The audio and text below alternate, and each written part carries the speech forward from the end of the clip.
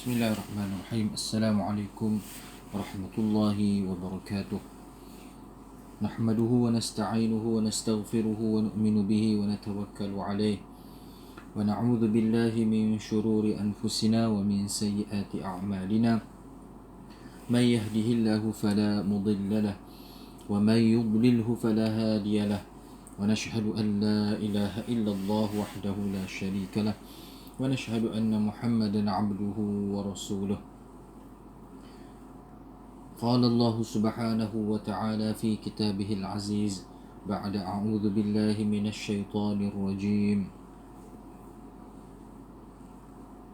محمد رسول الله والذين معه أشداء على الكفار رحماء بينهم تراهم ركعا سجدا يبتغون فضلا من الله ورضوانا سيماهم في وجوههم من أثر السجود ذلك مثلهم في التوراة ومثلهم في الإنجيل كزرع أخرج شطأه فآزره فاستغلظ فاستوى على سوقه يعجب الزراع ليغيظ بهم الكفار وعد الله الذين آمنوا وعملوا الصالحات منهم مغفرة وأجرا عظيما. صدق الله العظيم. وقال النبي صلى الله عليه وسلم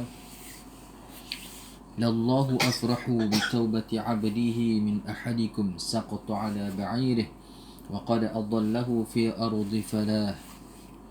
وفي رواية إن الله أشد فرحا بتوبة عبده حين يتوب إليه من أحدكم كان على راحلته بأرض فلاة فانفلتت منه وعليها طعامه وشرابه فأيس منها فأتى شجرة فاضطجع في ظلها وقد أيس من راحلته فبينا هو كذلك إذا هو بها قائمة عنده فأخذ بخطامها ثم قال من شدة الفرح اللهم أنت عبدي وأنا ربك أخطأ من شدة الفرح. متفق عليه. أشهد أن لا إله إلا الله وحده لا شريك له وأشهد أن محمدا عبده ورسوله بلغ الرسالة وأدى الأمانة ونصح الأمة وجاهد في الله حق جهاده. Alhamdulillah, muslimin muslimat yang dirahmati Allah.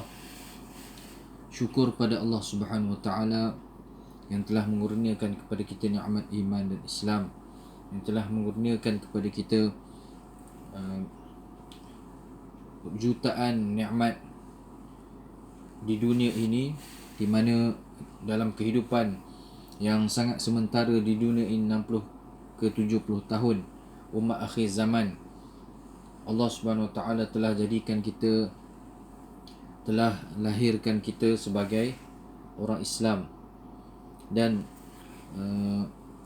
nikmat iman dan Islam ini merupakan kenikmatan yang tidak ada bandingannya.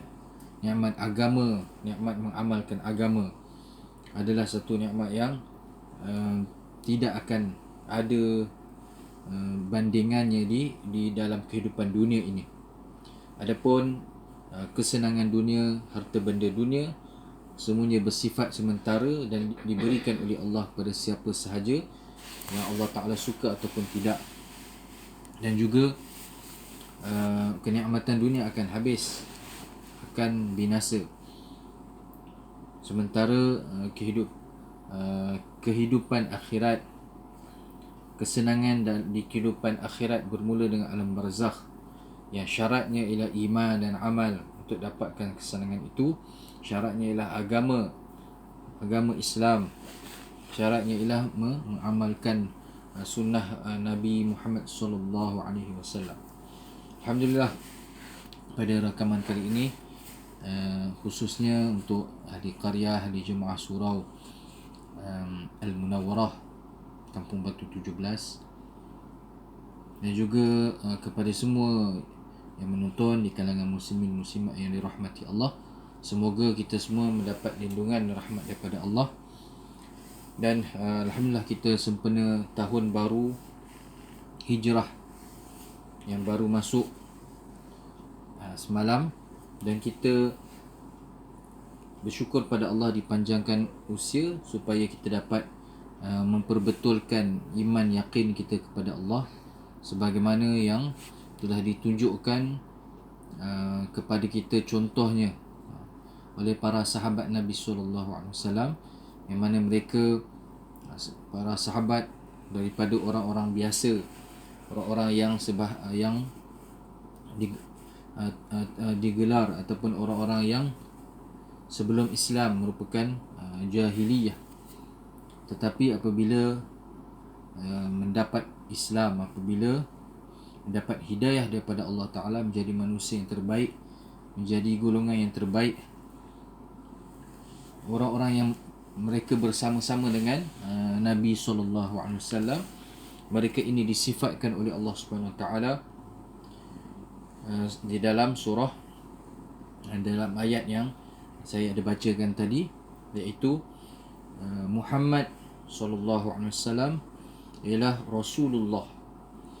Rasulullah yang diutuskan oleh Allah, diturunkan wahyu untuk memberitahu pada manusia bahawasanya hanya Allah Tuhan yang layak disembah, dan mengikuti cara Rasulullah SAW dalam kehidupan dunia ini, bagaimana untuk beragama dan beribadah kepada Allah. Dan orang-orang yang bersama, walladzina ma'ahu asyidda'u 'alal kuffar ruhama'u bainahum. Para sahabat ini mereka keras, tegas terhadap orang-orang kafir, namun mereka ini rahmah, bersifat rahmah, berkasih sayang sesama mereka di kalangan orang-orang Islam. Dan para sahabat ini mereka sangat faham tentang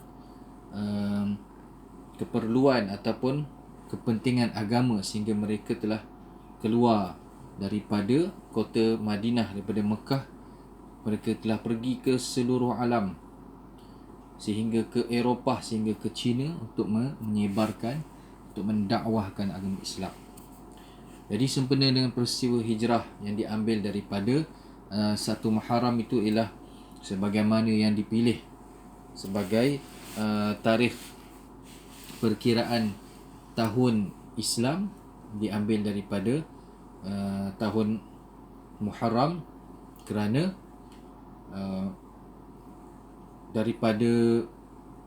mengambil daripada hijrah Rasulullah sallallahu alaihi wasallam. Walaupun hijrah itu berlaku pada bulan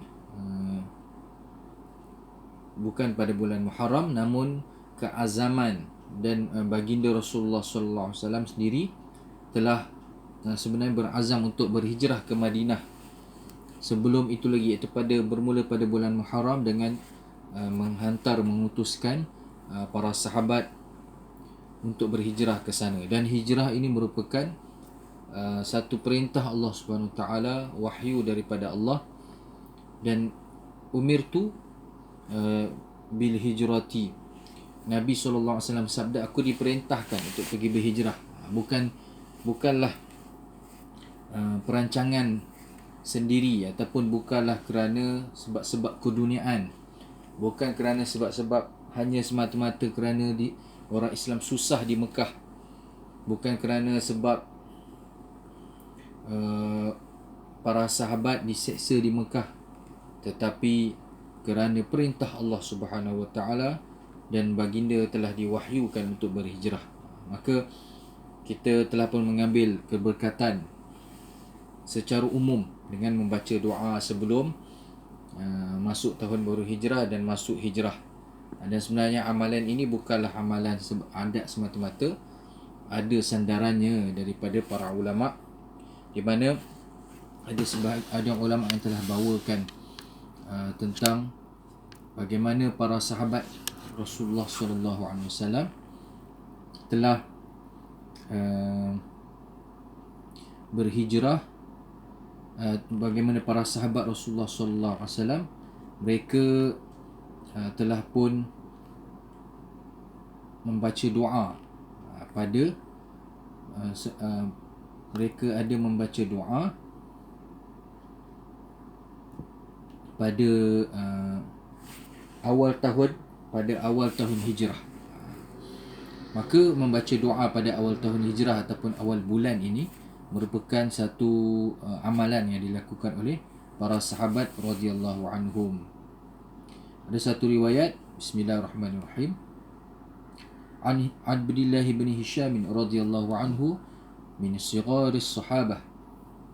قال كان أصحاب رسول الله صلى الله عليه وسلم يتعلمون هذا الدعاء وفي رواية كما يتعلمون القرآن إذا دخلت السنة أو الشهر اللهم أدخله علينا بالأمن والإيمان والسلامة والإسلام ورضوان من الرحمن وجواز من الشيطان. رواه الطبراني في المعجم الأوسط والبغوي في معجم الصحابة وقال الهيثمي في مجمع الزوائد وإسناده حسن. وقال ابن حجر في الإصابة وهذا موقوف على شرط الصحيح. Diriwayatkan daripada Hadrat Abdullah bin Hisham radhiyallahu anhu, katanya para sahabat Rasulullah sallallahu alaihi wasallam mempelajari doa ini, yakni dalam satu riwayat sebagaimana mereka mempelajari Al-Quran apabila masuk awal tahun atau bulan. Apa doanya? Ya Allah, masukkanlah ia kepada kami dengan keamanan, keimanan, keselamatan, keislaman dan keredaan daripada Ar-Rahman yang Maha Pengasih serta kelepasan daripada syaitan. Jadi mereka ada riwayat yang dinukilkan oleh para ulama telah menukilkan riwayat daripada para sahabat seperti Abdullah bin Hisham berkenaan dengan para sahabat ni, mereka telah membaca doa. Bahkan di dalam riwayat tersebut disebutkan mereka ni mempelajari doa. Jadi bukanlah amalan yang tidak ada sandaran langsung, tak ada dalil langsung. Bukan bermakna Nabi tidak baca ataupun penetapan tarikh. Ada yang berkata oleh kerana penetapan tarikh hijrah ni kan pada zaman Sayyidina Umar radhiyallahu an. Jadi bila penetapan tarikh hijrah zaman Sayyidina Umar, maka ada yang mengatakan Nabi tak bacalah doa akhir tahun dan awal tahun. Ya, betul, Nabi memang tidak baca, tetapi para sahabat tidak semestinya bila Nabi tak baca maka para sahabat tidak lakukan. Ataupun sebenarnya perkara ini ada sandarannya, sebagaimana yang saya bacakan tadi, iaitu mereka belajar doa itu. Maknanya ada sandaran daripada, bahkan walaupun dari segi riwayat tentang baca doa awal tahun ini sampai kepada sahabat, maknanya mauquf pada sahabat lah, amalan sahabat dari segi periwayatannya. Tapi dari segi makna ataupun dari segi hukumnya, ianya sampai ada sandarannya kepada Rasulullah sallallahu alaihi wasallam, kerana para sahabat ini mereka tidak mungkin mereka-reka sendiri doa, dan sudah tentu mereka belajar daripada Rasulullah sallallahu alaihi wasallam, iaitu daripada lafaz tadi mereka mempelajari doa. Sahabat Abdullah bin Hisham radhiyallahu anhu mengatakan para sahabat yang besar-besar, para sahabat yang lebih tua, mereka ini belajar doa ini, maka untuk baca, iaitu belajar doa awal tahun, maka ia menunjukkan bahawasanya ada makna sampai kepada Rasulullah sallallahu alaihi wasallam. Baik, jadi maka tidak ada masalah. Alhamdulillah, perkara itu, amalan itu umum, dan apabila kita mulakan dengan sesuatu yang baik, apatah lagi doa ini memang satu anugerah, satu senjata kepada orang-orang beriman dan merupakan kepala ataupun otak dalam beribadah. Maka daripada peristiwa hijrah ini kita mengambil banyak pelajaran. Muslimin muslimat yang dirahmati Allah, di antaranya walaupun hijrah tidak ada lagi pada zaman kita, Namun hijrah untuk kita ialah hijrah daripada perkara yang tidak baik, daripada perkara buruk, berhijrah kepada yang lebih baik.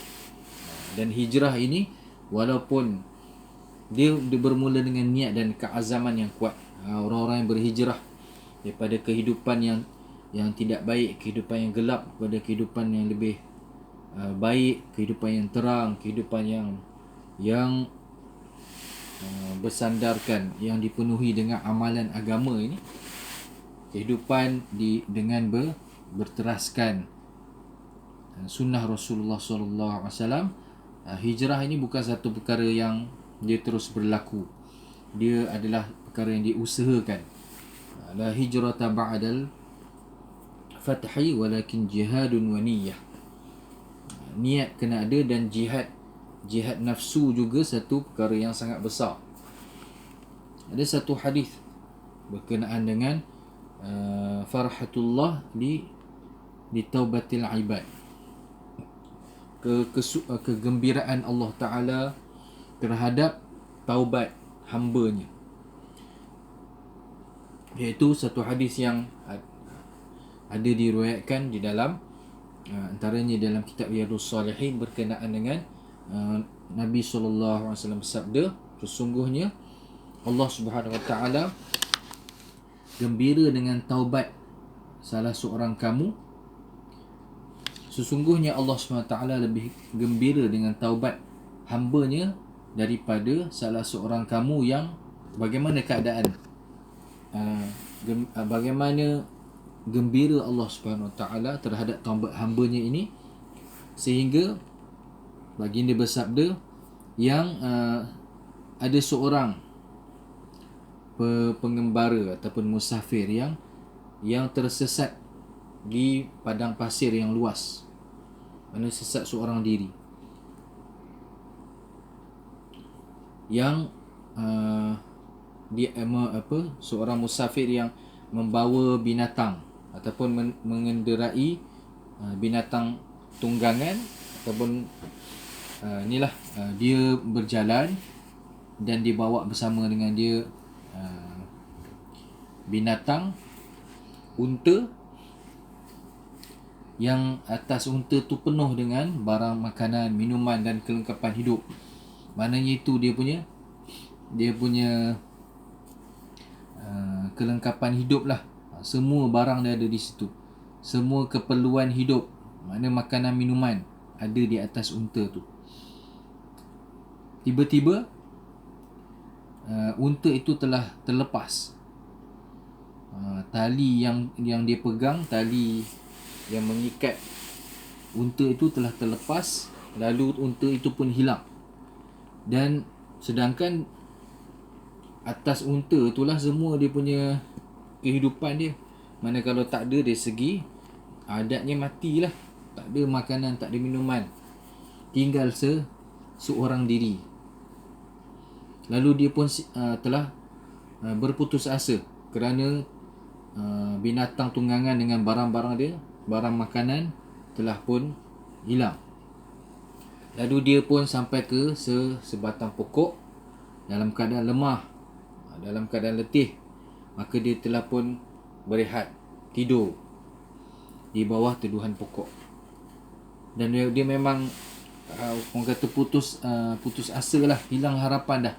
Memang dah tak nampak langsung jejak untanya. Dalam keadaan letih macam tu, dalam keadaan sedang berehat, tiba-tiba dia perasan unta tu datang dekat dia, ada sebelah dia, berdiri sebelah dia. Lalu dia pun terus pegang tali unta tu. Maka selamatlah dia, dapatlah balik unta dan barang-barangnya. Dan dia sangat gembira. Ini gambaran gembira. Sebagaimana kita dalam kehidupan kita ini, apabila kita menghadapi satu kesusahan dan kita cuba mengatasinya, lalu tak berjaya berkali-kali sehingga putus harap, tiba-tiba apabila datang jalan penyelesaian, Allah SWT selesaikan. Dan pastilah kita bertawakal kepada Allah. Sebelum apa-apa berlaku, kita berdoa semua yang hajat, dan apa sahaja yang Allah Ta'ala tetapkan, itu semua khair, baik bagi kita. Yang pentingnya awal itu kita berdoa dan tawakal pada Allah. Kemudian berikhtiar, maknanya walaupun tindakan yang sepatutnya lah berikhtiar dalam kehidupan ini, namun begitu awal sekali kita kena betulkan iman kita bahawasanya Allah Ta'ala yang selesaikan masalah, iaitu dengan sembahyang dan berdoa, dengan solat dan doa. Jadi katakanlah dah tak tahu nak buat apa dah dengan masalah yang menimpa, jumpa dapat jalan penyelesaian, maka kita pun sangat gembira. Manusia ini lebih gembira lagi apabila dia mendapat sesuatu dengan susah payah. Kegembiraan itu lebih daripada orang yang senang-senang dia dapat, tak perlu usaha, tak melalui kesusahan. Dan kegembiraan itu tidak dapat dibayangkan dengan kata-kata. Ataupun di zaman, di waktu kita ini yang sedang diuji, kita sedang diuji dengan ujian. Ada sebahagian orang yang putus ataupun kehilangan mata pencarian, kehilangan kerja dan sebagainya, maka dapat dirasakan oleh orang yang begitu dalam keadaan susah bagaimanakah tekanan-tekanan yang menimpa di dunia ini.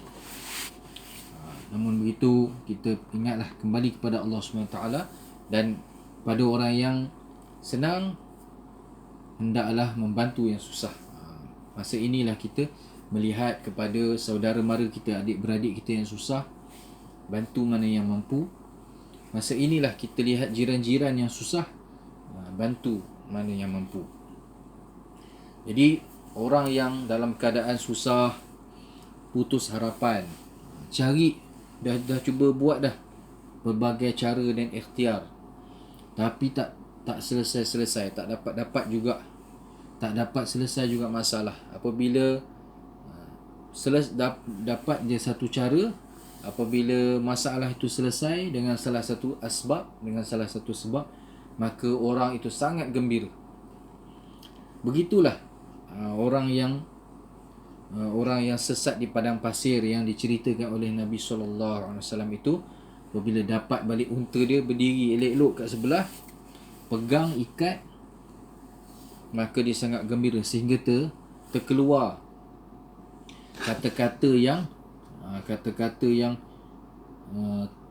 salah lah, yang sangat tidak patut, iaitu Allahumma anta abdi wa ana rabbuka.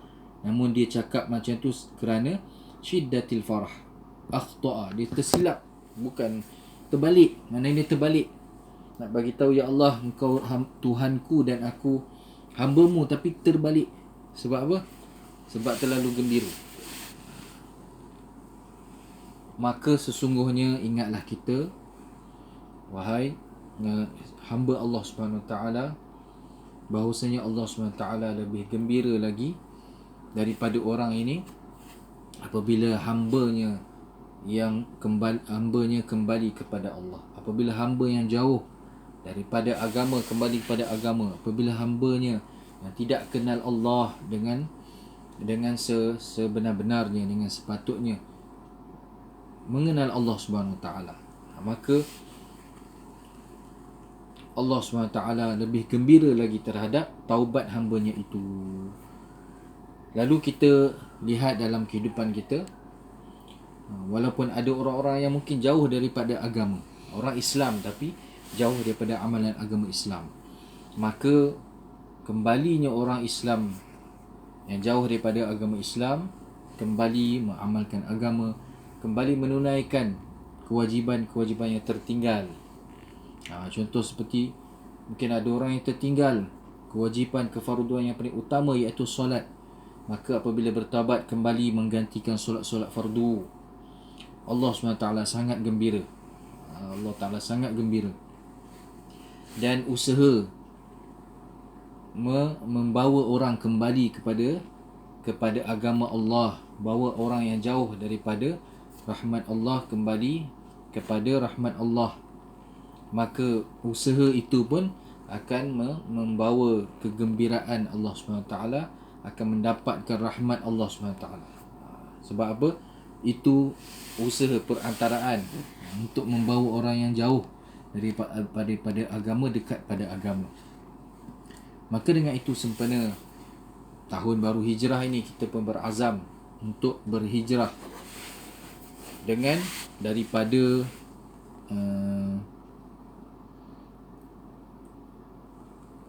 untuk berhijrah daripada keadaan yang daripada satu keadaan kepada keadaan yang lebih baik dari segi agama. Dari segi dunia ini memang orang akan ada rancangan, orang dah ada angan-angannya.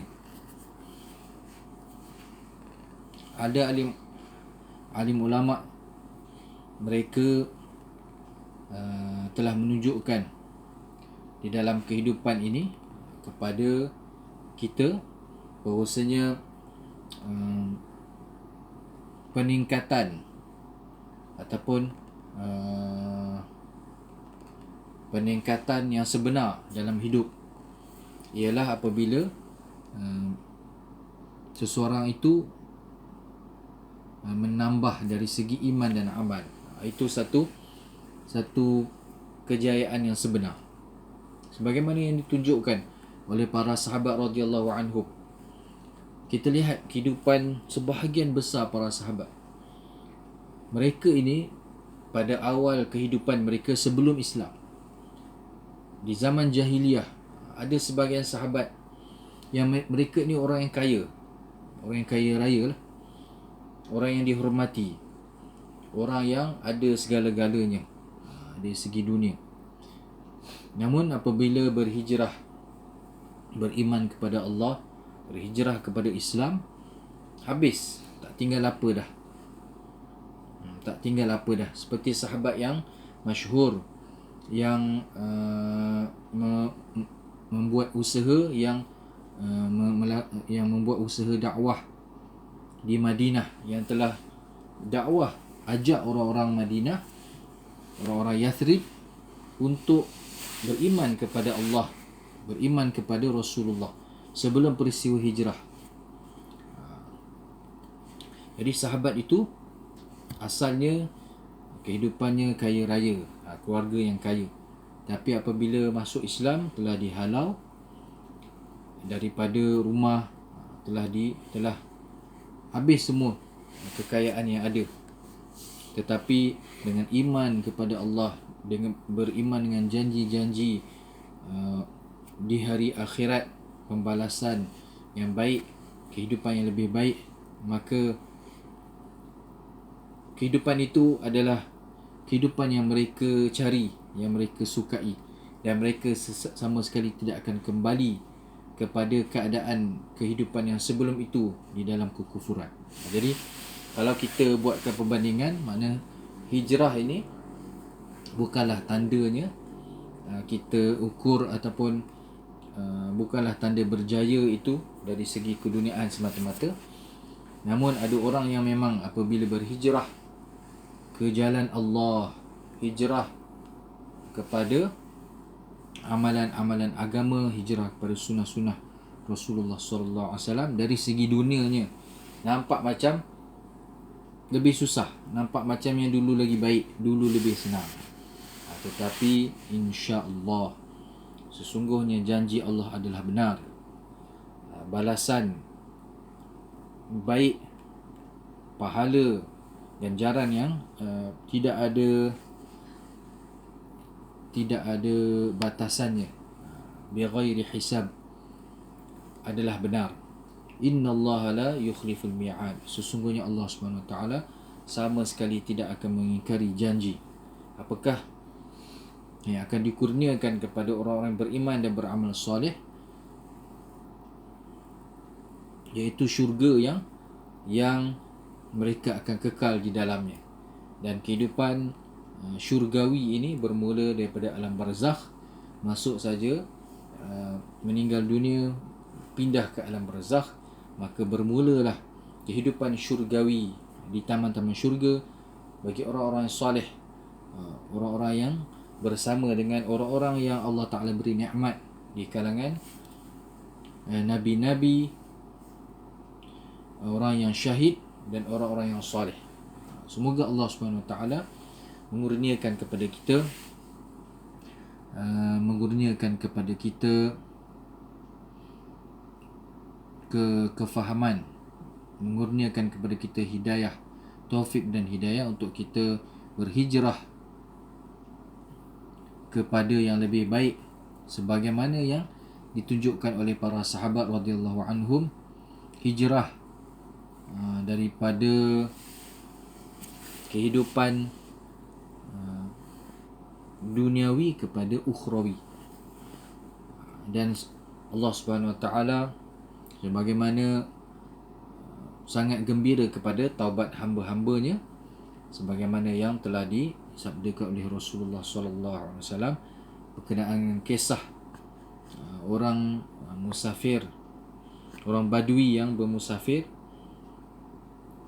hilang, terlepas unta dan barang-barang, putus asa, tak tahu nak buat apa, tiba-tiba dapat balik unta ada kat sebelah, barang-barang semua ada lagi. Sangat gembira sehingga tersilap cakap, sehingga tersalah cakap berkenaan dengan iman. Ayat-ayat iman tu tersalah, silap tu sebab min syiddatil farah, sangat gembira. Maka ingatlah kita sesungguhnya Allah Subhanahu Wa Ta'ala sangat suka, sangat menyukai hamba-Nya yang bertaubat kepadanya. Wallahu a'lam bissawab. Mudah-mudahan ada kebaikan daripada kisah ataupun kuliah pada rakaman kuliah pada kali ini, insya-Allah. Wabillahi taufiq wal hidayah. Assalamualaikum warahmatullahi wabarakatuh.